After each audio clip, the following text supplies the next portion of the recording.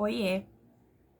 Eu resolvi gravar esse vídeo porque quando eu tava passando nesse processo do Work Travel, esse era um vídeo que eu procurei muito no TikTok, procurei muito no YouTube e não encontrei, né?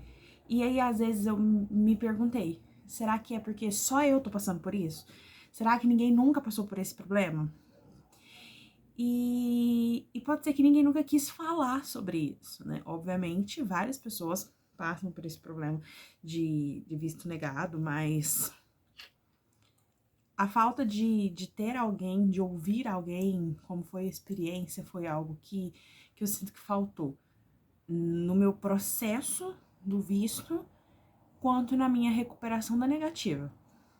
Porque foi um processo muito doloroso, né? Então eu resolvi gravar esse vídeo para poder compartilhar com vocês. Meu nome é Jéssica, eu tinha tudo pronto para fazer o programa de Work Travel no Kalahari Resort em Sandusky, Ohio, como lifeguard. Então eu fechei o programa com uma agência, né, que eu não vou revelar o nome. Tive todo o suporte necessário, né, ao longo do ano e tal. Eu acho que eu fechei o intercâmbio em maio ou julho, se eu não me engano. Eu tava na Inglaterra, eu passei 6 meses na Inglaterra no começo do ano passado. Então eu tava lá quando eu fechei o programa e na época eu tava fazendo a faculdade remota. E aí eu falei, né, pro cara que me vendeu o intercâmbio e acompanhou todo o processo comigo. Expliquei pra ele, né, o processo, expliquei pra ele a minha situação. Falei, olha, eu tô na Inglaterra por 6 meses, eu tô fazendo a faculdade online, né, e quando eu retornar ao Brasil, no final de julho, eu passo ela pra presencial. E perguntei se teria um problema, ele disse que não teria um problema quando eu fizesse a entrevista no consulado, que era quando eu precisaria estar com ela presencial. Então a gente, né, fechou dessa forma e ele me disse que tudo bem, que daquela forma daria certo e tal. Então eu preenchi toda a papelada, paguei e já revelando valores, o valor do Work Travel foi 12 mil, então foi um valor muito alto. O Work Travel, ele não, o programa, a parte que você paga pra agência, não cobre o visto, não cobre passagem. Então, né, você ainda vai ter os custos de passagem, os custos de visto e tudo mais, mas eu tava ciente disso e tudo bem.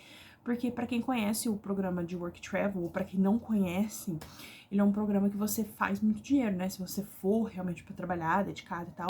Eu vi vídeos, assim, eu acompanhei durante muito tempo, uns 6 meses, eu fiquei, tipo, de forma obcecada, foi um hiperfoco ver vídeo de pessoas que fizeram Work Travel pra ver quanto que eles ganharam, como foi a experiência, mas antes de eu decidir que eu queria ou não fazer. Então, assim, eu vi vídeos de pessoas que voltaram com 60 mil reais, né, convertidos, né, em reais, né, porque lá recebe dólar, óbvio.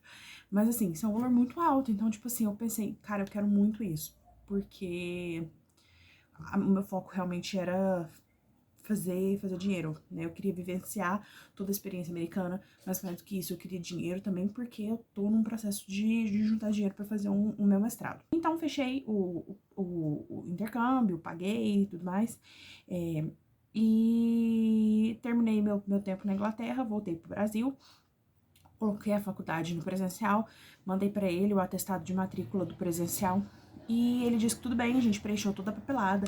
Então aí ele solicitou o DS 160, que é esse papelzinho aqui.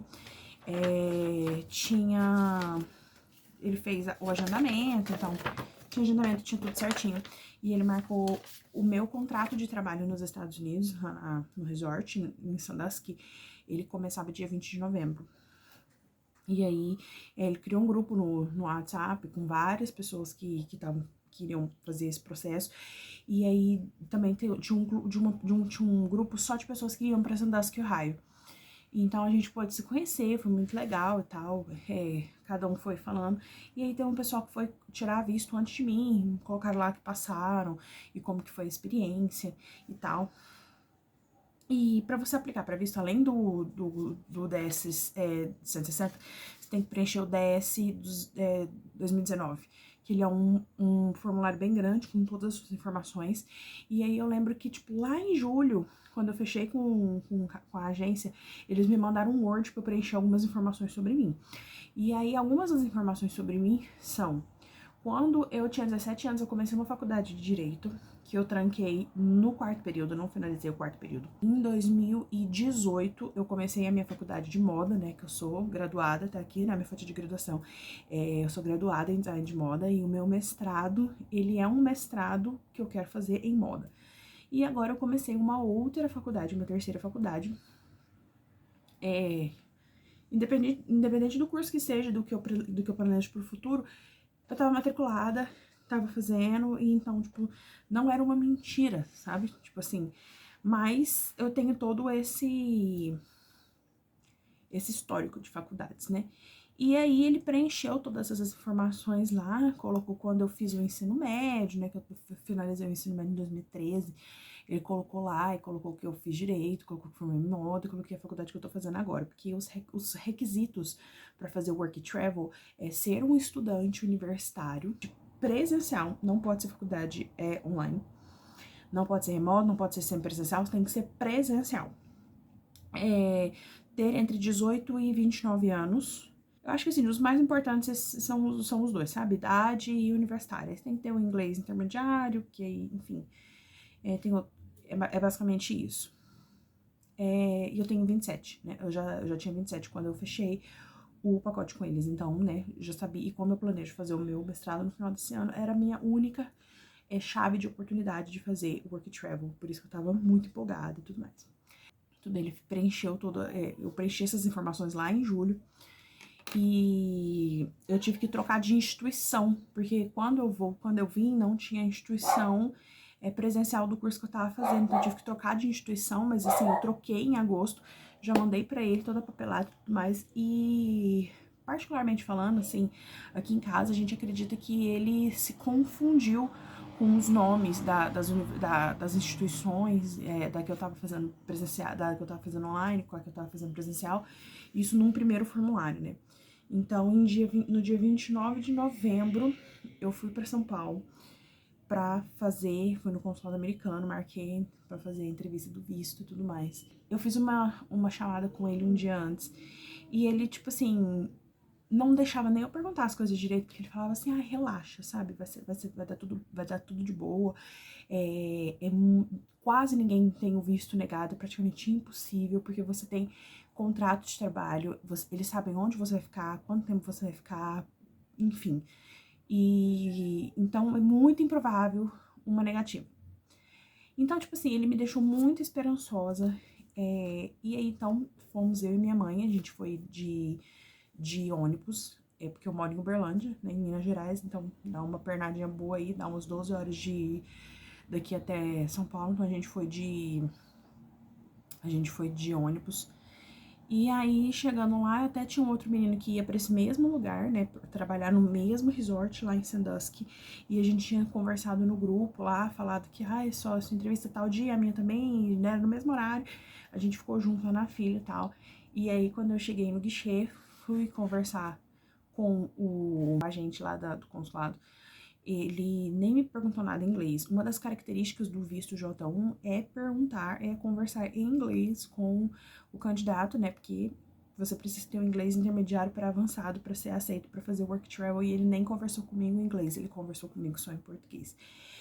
E aí, a primeira coisa que eu lembro que ele me perguntou ele falou assim, você trabalha? E eu falei assim, não, porque como o work travel exige que você seja universitário presencial, eles não se importam, tipo assim, eles não levam em consideração se você trabalha ou não, porque a sua principal ocupação é ser universitário. Então eu falei pra ele, não, eu não trabalho. Aí ele falou assim, você é formado em Direito? E aí eu estranhei, porque eu não sabia que isso tava no meu formulário, eu não sabia como que ele sabia dessa informação até aquele momento. E eu falei assim, não, eu fiz 4 semestres de Direito, mas eu tranquei, eu sou formada em moda. Aí ele falou assim, tá. Aí ele falou, você já viajou pra fora do país? Falei, já. Ele, pra onde? Mas ele já tava com as minhas informações, sabe? Ele tava com meu passaporte na mão, ele sabia. Eu falei, fui pro Reino Unido e fui pra Paris. Ele falou, quando? Eu falei, fui esse ano. Aí ele falou assim, tudo bem. E ele me entregou essa famigeradinha carta aqui de visto negado junto com meu passaporte. Falou, seu visto tá negado. Beijo. E eu fiquei tão chocada. Gente, eu fiquei muito chocada. Porque, como eu disse, o o pessoal da agência, eles em hora nenhuma me prepararam para uma possível negativa, sabe? Era uma coisa tão certeira para eles que eu fiquei assim, sem chão. Eu lembro que eu fui andando até onde a minha mãe tava me esperando e chorei. Eu não conseguia explicar para ela o que aconteceu, eu não conseguia escrever, eu não conseguia falar. Minha mãe teve que pegar meu celular e conversar com o cara da agência para falar para ele que foi negado, e ele também ficou muito chocado. Resumo da ópera. A gente decidiu que a gente ia tentar mais uma vez. Hoje eu vejo que não faria diferença, na verdade, tentar mais uma vez ou não, porque a negativa deles não era algo que seria reconsiderado, independente do motivo que seja, porque eu não sei qual o motivo que foi, né? Mas aí o cara da agência falou que a gente poderia tentar mais uma vez, e eu tava tão desesperada, eu queria tanto fazer o programa, eu me programei tanto, eu já tava, tipo,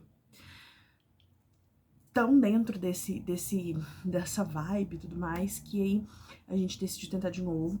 Uma semana depois, eu tive que pagar de novo um 10,160 e a taxa SEVES. Taxa SEVES? Não, acho que só o 10,160. Ele é R$ 1.050 convertido. Então eu tive que pagar um outro desse. E aí a gente marcou pra Brasília, uma semana depois, exatamente. E então fomos eu e minha mãe mais uma vez de ônibus até Brasília, São Paulo para Brasília. Então, assim, cada viagem ficava mais ou menos uns R$ 500 pra ir eu e minha mãe voltar, e comida e tudo mais. A gente sempre fez bate e volta, então a gente não dormia lá. Então, nisso a gente até economizava. Chegamos em Brasília, mesmo processo. Fui passar na fila. Quando eu cheguei no cara do lado lá e tal, o cara que faz a entrevista, ele me fez algumas perguntas também, sempre focando no fato de eu ter mais de uma formação, de eu estar numa segunda faculdade e tudo mais. Então veio a segunda negativa. Essa daqui já é de Brasília. Ela é até diferente, gente. Eu tenho duas. Eu tenho uma de São Paulo e uma de Brasília. Chorei copiosamente de novo. Chorei, assim, desconsoladamente, sabe? Minha mãe tentou me acalmar, a gente, né, foi ver o que fazia, conversou com o cara da agência. Muita gente estava com visto negado lá, nos dois casos, nos 2 dias que eu fui, muita gente com visto negado, mas todo mundo para turismo. Ninguém para J1, ninguém para intercâmbio. Tanto que eu conversava com as pessoas nas filas, assim, e eles perguntavam qual tipo de visto era o meu, e eu falava intercâmbio, eles, já tá garantido, então. Não tava. Aí conversamos aqui em família e tal, e decidimos tentar uma terceira e última vez. Mais uma taxa de 10,160, mais R$ 1.050. E aí a gente optou por voltar em São Paulo, porque aí era o que tinha vaga mais perto, né? Porque, tipo assim, quase metade de novembro, tipo assim, 10 de novembro, algo assim, eu tinha que já estar no negócio dia 20, sabe? Então eu já tava ficando com um prazo muito curto. E aí a gente foi em São Paulo, eu e minha mãe de novo. Em resumo da ópera, veio a minha terceira carta. Mais uma vez, a Rosinha de São Paulo. Então eu tive meus 3 vistos negados e com isso eu desisti do processo, né? Porque, na verdade, a moça que fez a minha entrevista na terceira vez, ela era muito educada. Ela foi muito educada até ela ver que eu já tinha 2 vistos negados em sequência, né?